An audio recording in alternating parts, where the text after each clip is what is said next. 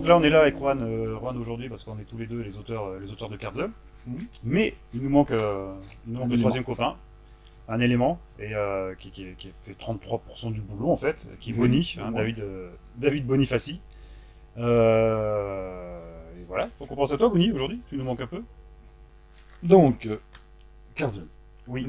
Notre sujet, c'est Cardzone. Oui, c'est un sujet bref, mais c'est un sujet riche et dense. Non mais là aujourd'hui c'est bref, l'idée c'était juste de pré-présenter.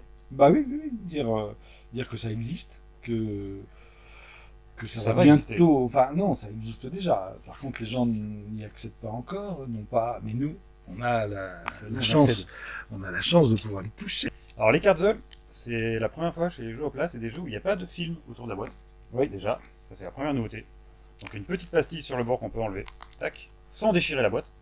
Une petite colle éphémère. Voilà, la boîte n'est absolument pas abîmée. Et dans la boîte, vous allez trouver. Donc déjà, il y en a 6 Cardzone. Commençons par le commencement. Voilà. Ouais. 6 Cardzone. Il y en a 6 différents. Et il y a 2 gammes. Il y a la gamme classique, avec 3 jeux dans la gamme classique. Comme son nom l'indique, c'est des œuvres classiques, bien sûr, avec les jeux d'enfants de Bruegel, la Dame à la licorne, qui est une tapisserie médiévale, assez complètement reconnue d'ailleurs. Et puis le baiser de Gustav Klimt. Donc voilà, 3 œuvres plutôt classiques, majeures et reconnues. Et 3 jeux dans la gamme création. Donc 3 illustrateurs contemporains. Mathias Adolphson, dont tu es tombé amoureux.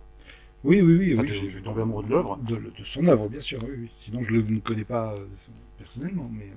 qui a fait La Curieuse Basilique. Tout à fait. Et qui est vraiment absolument génial.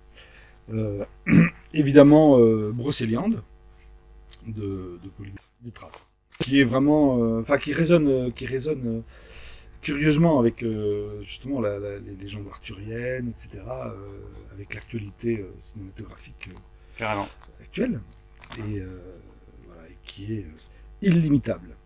Et je vous laisse découvrir pourquoi illimitable.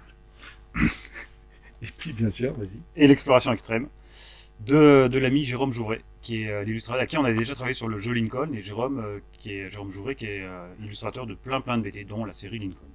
Tout à fait. Et là, on part à l'aventure avec lui. Et là, on part à l'aventure avec lui, avec un personnage qu'on a inventé, qui s'appelle Roald Frost, et qui va partir au pôle Nord, et qui va partir ailleurs, parce que dans chaque boîte, donc dans la boîte, quand on l'ouvre, il y a un petit paquet de cartes, et qui n'est pas sous film lui non plus, avec juste une petite bandelette de papier autour pour tenir les cartes. Pas de plastique. Pas de plastique. Et comment ça se présente? On a 5 cartes de présentation de règles, et tout le reste c'est le jeu. 50 cartes de jeu. Et donc quand je disais qu'il y avait une surprise, c'est-à-dire qu'en fait il y a 2 jeux dans chaque carte.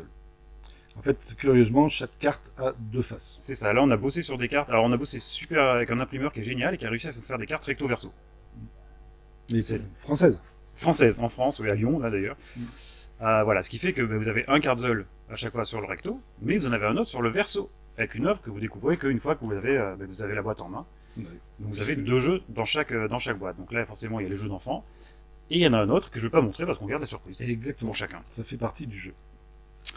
Et comment ça fonctionne un Cardzone? Donc, tout d'abord, on a nos 50 cartes, et on doit jouer avec ces 50 cartes. Et la première étape, c'est tout simplement de reconstituer l'image. Donc on a en modèle ici, qui est assez riche et fourni et touffu, en superposant ces 50 cartes, mais en les superposant un peu dans tous les sens en fait. Voilà, suivant l'orientation imposée par l'image. L'image vous guide dans sa construction. Le rapport à l'image est très très différent d'un puzzle traditionnel. Là on est vraiment sur quelque chose où la superposition est plus importante que voilà, il faut superposer, orienter, maintenir. En plus là les bords sont pas importants puisqu'en fait dans un puzzle habituellement on commence par les bords, enfin il y a plusieurs écoles. Alors que là c'est pas possible. Le bord n'est pas droit, le bord de l'image. Il est défini par les cartes qui se superposent. Et selon les cartes, je dirais même presque que parfois c'est déconseillé de commencer par le Oui, bord. tout à fait. Oui. Il vaut mieux essayer de trouver des cartes du centre et De partir autour. rayonner, oui. Et en fait, donc du coup, par le jeu des superpositions, on va reconstituer l'image. Et des fois, quand on le fait, on se rend compte qu'il y a des endroits où il y a des pièges, où ça bug un peu, où il y a des chevauchements qui sont un peu bizarres, ou un peu disgracieux même. Disgracieux, pas trop. Bah, des couleurs en tout cas, Voilà. un Ouais, même oui. élément sur deux cartes qui va être de deux couleurs différentes, par Voilà, exemple. c'est ça. Ou un personnage qui va faire deux choses différentes sur deux cartes. Et la première fois qu'on le fait, bah, ça va d'importance. Voilà. On Et le puis fait. on choisit, en fait, on C'est choisit ça. tel personnage ou tel autre. Et puis voilà, on continue l'ensemble de l'image. Alors une fois qu'on a fait notre image, on est plutôt content. On prend une photo, on la pose sur les réseaux sociaux, on tag Jeu au plat pour qu'on soit au courant et puis qu'on vous félicite. Et si on a le courage, on la défait, parce que moi ça m'est arrivé de garder sur ma table pendant 2-3 jours le truc est fait tellement j'étais fier. En fait, il y en a 6, donc c'est vite encombrant. Oui, c'est vrai. C'est vrai. Une fois que c'est fini, ça fait la taille d'un petit A3, à peu Oui. près. Voilà, une fois qu'on a fait notre image, et ben là, on fait les défis, en fait, puisque pour chaque carte il y a des défis différents. Voilà, les défis qui sont un moyen de refaire l'image avec des contraintes. Voilà, on vous donne une petite contrainte et cette contrainte va vous orienter sur la façon de superposer et de choisir cette carte-là plutôt que telle autre. Et va vous obliger en fait à trouver la carte qui correspond pour pouvoir répondre aux défis, aux différents défis. Les défis sont tous différents dans chaque carte. Et même différent entre les deux cartes de chaque boîte. Voilà, c'est ça. Les deux faces ont des défis différents. Et souvent, ça raconte une histoire. C'est assez, Voilà. c'est assez narratif et plutôt immersif. Là, on peut les donner, les défis de la Oui, carte. oui, de toute façon, oui, voilà. bien sûr. Donc pour les jeux d'enfants, donc voilà, ça représente une scène avec 90 ou 92 scènes de jeux d'enfants sur la place de la ville, là. Et donc, une fois qu'on a fait notre image, on défait tout, et on regarde les défis. Et par exemple, le premier défi, c'est le roi des jeux envoie ses bouffons s'assurer que tout le monde joue. On les reconnaît à leur chapeau multicolore, ça vous aidera à rendre les 9 bouffons visibles. Donc sur la carte de règle, on a le petit dessin avec le bouffon pour qu'on le reconnaisse. Et ben, il faut refaire l'image, mais en se débrouillant pour qu'on voit visible les 9 bouffons. Voilà. Donc déjà, il faut les trouver. Et par le jeu des superpositions, il faut mettre dans le bon ordre pour que soient visibles les 9 bouffons sur la place. Ensuite, tout le monde joue, donc on ne doit voir personne aux fenêtres. Donc là, tout pareil, le roi il veut absolument que tout le monde soit dans la rue, donc il faut absolument se débrouiller pour que les fenêtres des bâtiments soient complètement dépourvues de quelque kidam que ce soit, et que tout le monde se retrouve dans la rue en train de jouer. Voilà. Et le roi veut qu'on joue à 6 jeux qui n'existent pas encore. Voilà. Au moment où le tableau a été créé, ces 6 jeux n'existaient pas. Non, c'était il y a 500 ans. Non, à vous de les identifier, C'est ça. de les retrouver, et de les rendre visibles, bien sûr. Donc là, je vous le dis pas, ce sera une surprise pour vous. Ils sont sur la carte, c'est 6 jeux super connus. Et du coup, on se retrouve à avoir des gens dans une population dans un contexte médiéval jouer à des jeux parfaitement contemporains. Voilà, tout à fait. Et parfaitement intégrés dans le tableau de Bruegel. Bah, oui, j'espère bien. Ben oui, oui. Voilà, et dans les défis, après, il y a les défis, mais il y a aussi la possibilité de jouer à plusieurs. Exactement. Alors, pas pour tous. Pas pour tous, c'est précisé, il y a des petits logos à la fin, derrière, qui vous donnent ces indications.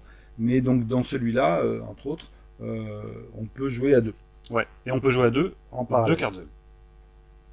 On a des règles, une règle, un mode affrontement pour les jeux d'enfants et un mode affrontement pour l'image du verso. C'est ça. C'est le cas aussi pour la Curieuse Basilique. Oui. Alors tous les testeurs, j'ai eu des super retours sur le mode de joueur de la Curieuse Basilique. C'est un truc assez frénétique et fun et ça marche vraiment bien. Et il y a un mode 4 joueurs en coop pour Brocéliande.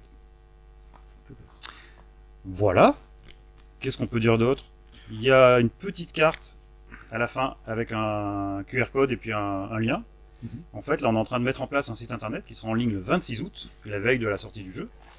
Et en rentrant le code. Et qu'on enrichira un peu au fur et à mesure, puisque là, avec les vacances et tout ça, tout n'est pas calé. Alors, ce qui sera en ligne, ça sera les solutions et les aides de jeu. Voilà.